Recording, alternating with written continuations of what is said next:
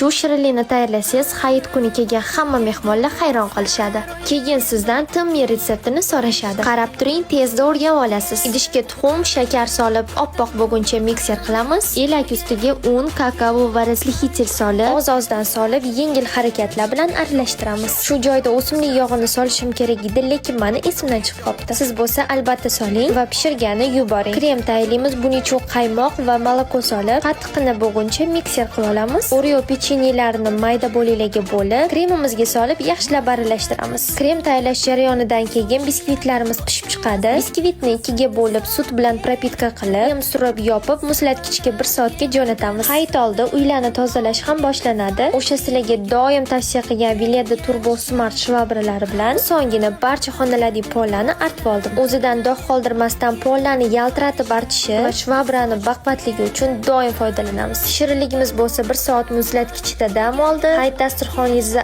aynan ochib beradigan shirinlik bo'ladi o'zi ham. Videoni yaqinlaringizga ham jo'natib qo'ying, like bosib obuna bo'lish esdan chiqmasin. Bu albatta tekin.